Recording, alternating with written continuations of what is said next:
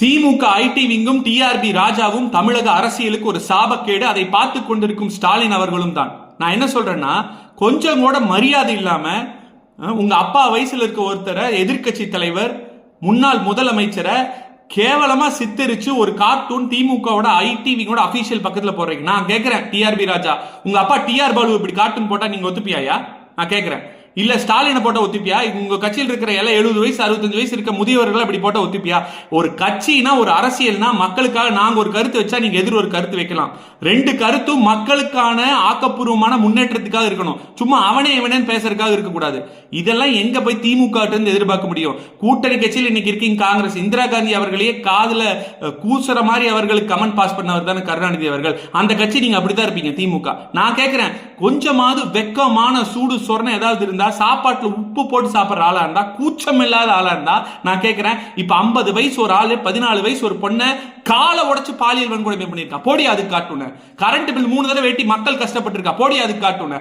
உங்க அமைச்சரவையில் இருந்த 2 அமைச்சர்கள், ஒரு அமைச்சர் 10 ரூபா பாட்டிலுக்கு வாங்கி பொழைச்சாரு செந்தில் பாலாஜி, இன்னொரு அமைச்சர் பொன்முடி தப்பு பண்ணா அமைச்சரவையிலிருந்து நீங்களே இறக்கிருக்கீங்க. போடி அதுக்கு காட்டுன. திமுக சேர்ந்த ஒருத்தர் பெரிய போதைப் பொருள் கிடங்கு வச்சிருந்து போதைப் பொருள் கடத்தல் ஈடுபாடு இருக்காரு அப்படின்னு சொல்லிட்டு அவரை மொத்தமா நீங்களே கட்சியிலிருந்து தள்ளி வச்சிருக்கீங்க. பெரிய கேஸாய புல் இருக்காரு. போடி அதுக்கு காட்டுன.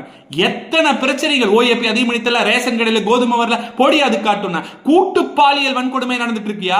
அதுக்கு போடியா காட்டுன. சட்டம் ஒழுங்கு எங்க பாட்டால் பாலியல் வன்கொடுமை. அது இல்லாம முதியவர்கள் எங்காவது கிராமங்கள்ல தோட்டங்கள்ல இருந்தா கொல்லப்படுறாங்க. அது நீங்க என்ன பண்றீங்க? வேற ஒருத்தர் அரெஸ்ட் பண்ணி ஏமாத்தி காமிக்கிறீங்க. போடி அதுக்கு காட்டுன. இந்த மாதிரி கொஞ்சம் கூட கூச்சமே இல்லாம 4 வருஷம் ஆட்சி பண்ணிட்டு இத்தனை வாக்குறுதிகள் கொடுத்துட்டு அந்த வாக்குறுதிகளை எத்தனையுமே நிறைவேற்றாம உங்க முதலமைச்சர், பொம்மை முதலமைச்சர் ஸ்டாலின் 90% பண்ண, 80 பண்ண, 70 பண்ண, 95 பண்ண மாத்தி மாத்தி சொல்றாரு. அவருக்கு தான் கணக்கு தெரியல, மாத்தி மாத்தி சொல்றாரு. அதை பத்தி போடியா காட்டணும். இப்படி கொஞ்சம் கூட ஒரு நாகரீகம் இல்லாம நாங்க இங்க பாரு, நல்லா கேட்டுக்கோங்க. திமுக ஐடிவிங்கா இருக்கட்டும், டிஆர் பாலுவா இருக்கட்டும், அவங்களுக்கு மேல இருக்க ஸ்டாலினா இருக்கட்டும், அதிமுக காரனுக்கு பயங்கிறதே கிடையாது. புரட்சி தலைவரும் புரட்சி தலைவி அம்மாவும் எங்க பொதுச் செயலாளரும் எங்களை கண்ணியத்தோட இருக்கிறனால நாங்க கண்ணியத்தோட இருக்கிறோம். உங்க அளவுக்கு கீழ்த்தரமா இறங்கி முடியாதுன்னா, செய்ய முடியாதுன்னா அப்படிலாம் கிடையாது. இதோட நிறுத்திக்கங்க. இதோட விளைவுகளே வேற மாதிரி இருக்கும். நீங்க கண்டிப்பா சந்திக்க வேண்டி இருக்கும். அதிமுக காரங்களை பத்தி உங்களுக்கு தெரியாது. நீ சும்மா தம்பி வா, அந்த வா, இந்த வா அப்படின்னு போஸ்ட் வேணா போடலாம். நான் கேட்கிறேன், உண்மையான ஆண்மகனா இருந்தா டிஆர்பி ராஜா, நான் கூப்பிடுறேன், நீ வாயா, ஒரு மேடை போடுவோம்.